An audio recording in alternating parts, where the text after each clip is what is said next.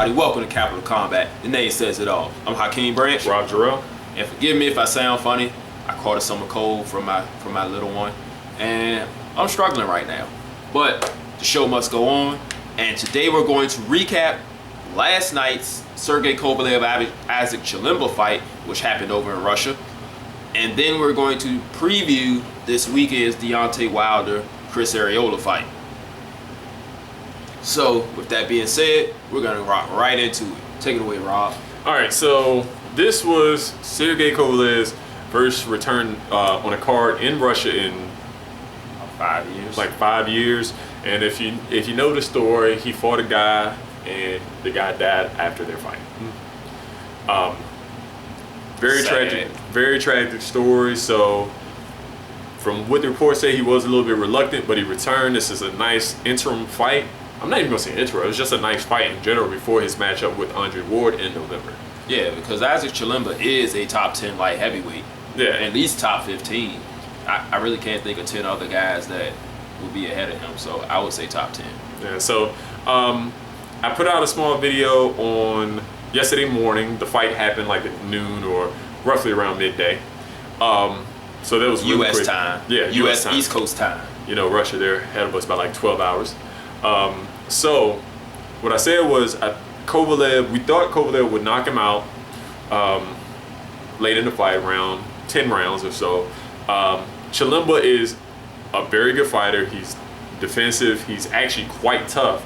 And his losses haven't been bad, but his wins haven't been that great. Yeah. So he's a guy that's very steady, very consistent, not a flashy guy. If you saw his last fight with Wilder-Arreola, which was a pretty decent fight, he lost that by majority decision. Yeah. Chilemba is also a slow starter. Like you can see that in both the Alvarez fight. There was another fight on HBO that I remember watching that he started. So he still won, but he started kind of slow. And then this one as well. He didn't really get going until maybe the 4th or 5th round. Okay, yeah, and with this one, he actually started out pretty well. His footwork was great. He established a jab. That's the story of the fight. His best punch was landing that jab. And a lot of people, he'd say he was trying to survive and make it through the fight, and he was fighting off his back foot and retreating. No, if you've watched a Chilemba fight, that's how he fights.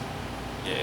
I mean, maybe they haven't seen him fight before. It's possible. Yeah. But also, one of the good things about what he was doing was he wasn't moving in one constant direction. Right. You see a lot of guys when they fight Kovalev, especially like the lower level guys like the Blake Caparellos and what's the guy that he knocked out with the body shot? I can't remember his name. Yeah. But they all moved in one direction the entire fight. Chilemba moved backwards, forwards, left, and right. So Kovalev could never really get his timing down 100% to land accurately on a consistent basis on Chilemba. And that's a very good thing on his part. Still, Kovalev was the one landing the more telling, effective blows. And Chilemba, like Rob said, he did a great job with the jab. So did Kovalev. But he started landing some good body shots later on. That's right. And a few counter left hooks. But they never, ever really got Kovalev's attention to the point where he needed to seriously reset and rethink his plan. Yeah, any resetting came from the movement of Chilemba. Right, and not the actual punches. That's not to say he didn't land any good punches. He did land a few. They just didn't have the same effect as when Kovalev landed on him.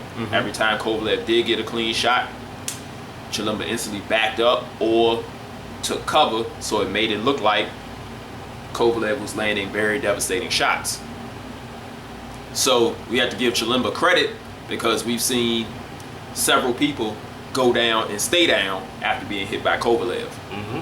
And before Chilemba, the only guy that had gone the distance with him since he's been on national U.S. TV was Bernard Hopkins. That's right. And you know, it's damn near impossible to knock that guy out. He was able to drop him, but that was about it. Yeah. So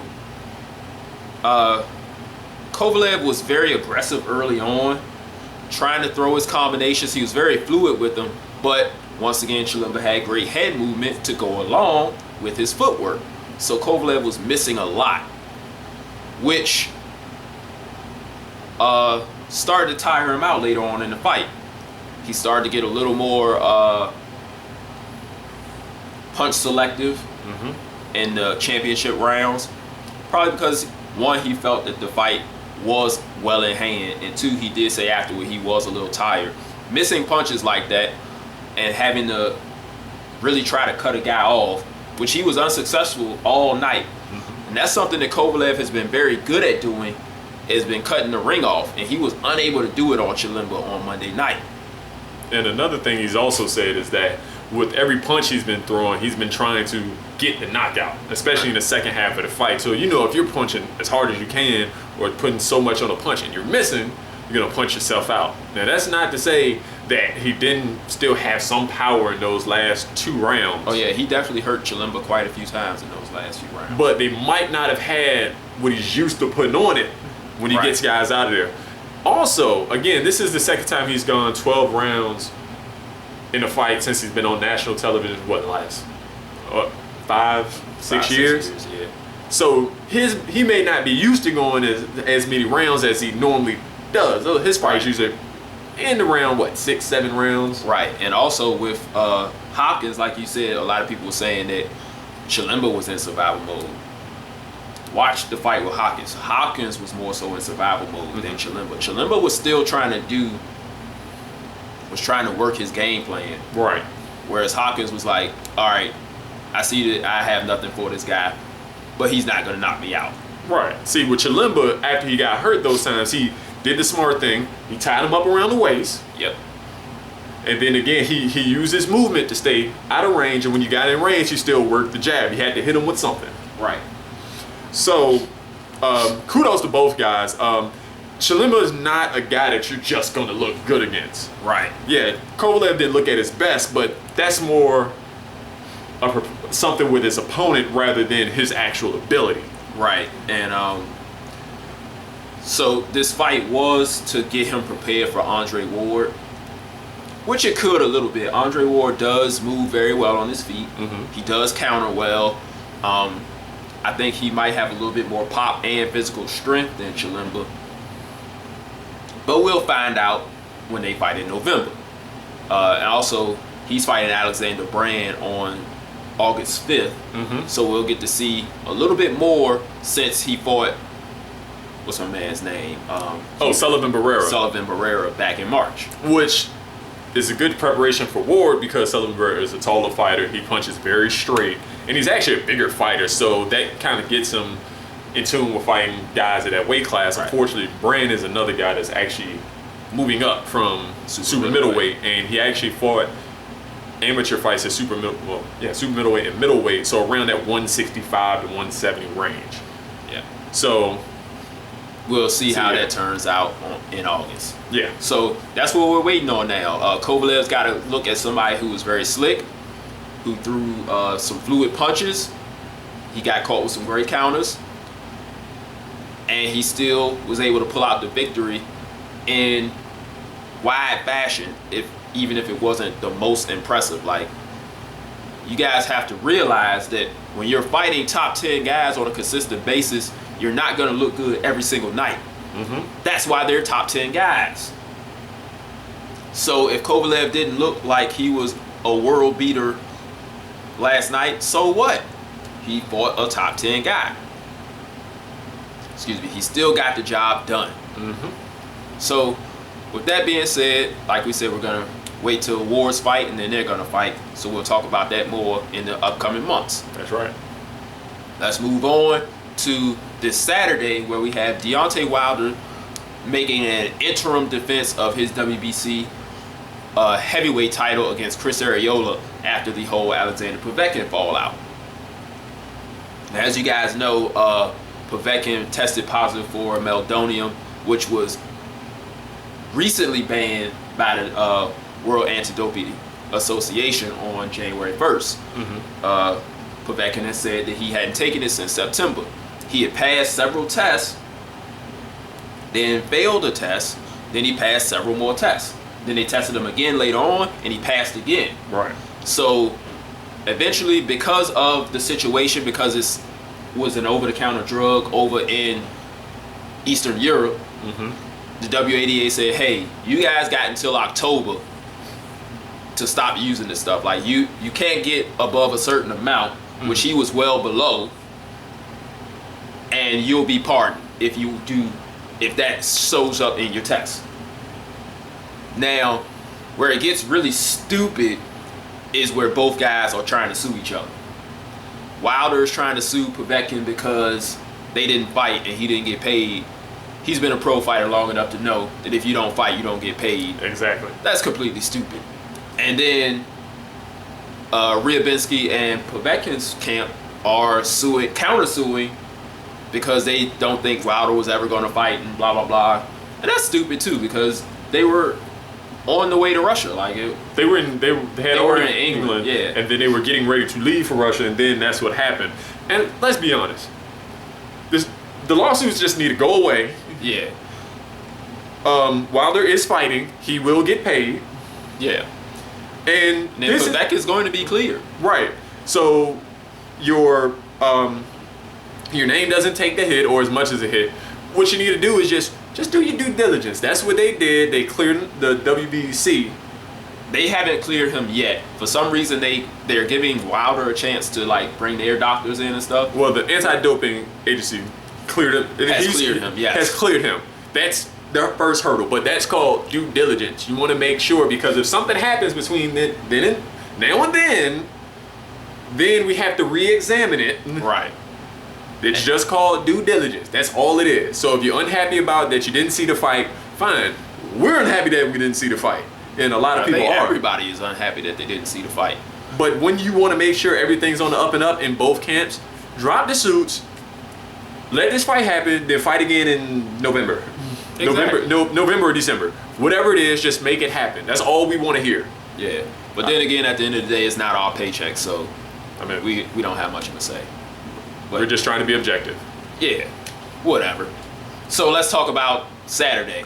We got Chris Arreola, who last fight was changed to a no contest because he tested positive for marijuana. He's a guy who has repeatedly come in out of shape. He got this fight on short notice. He probably was not training.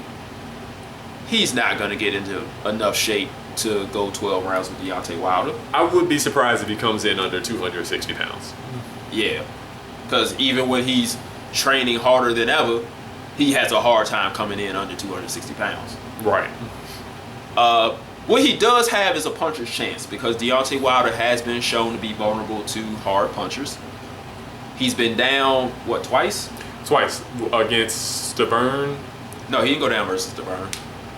It was some journeyman guys he fought on ESPN. I remember him going down. But he got up. He's been down more than a few times. He stayed up against the Klitschko. Because remember, one of those... Oh, no, you talking about Arreola. Oh, yeah, Arreola. I'm talking about Wilder. Oh, Wilder. No. He's only been down twice. Yeah, I got you. Yeah, then Arreola was only dropped versus Stavern. Right. He was stopped versus Klitschko because he was taking too many punches, because he has close to zero head movement, which is the wrong thing to have against Deontay Wilder. But like I said, he's pretty relentless, and he's got a little bit of pop. Yeah. So, who knows? Maybe he catches lightning in a bottle, catches Deontay, becomes a new champ. Now, this is the thing. Deontay was training for a fight with Povetkin, so he came in shape. So hopefully for this fight, he hasn't overtrained. Right. Take that break. You know, he was probably ready for the weigh-in, had been training, was in shape. The fight didn't happen, so take a step back, a week or two, then get back in your training.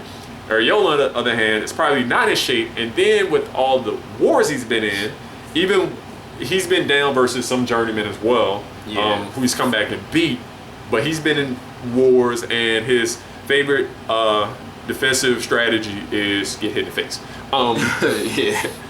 I mean, we know Klitschko, we know Stavern, some other guys out there. So, yes, that is what's going to happen. He's probably in shape, and he's probably got a lot of wear and tear from those fights that he has been in. Probably not in shape.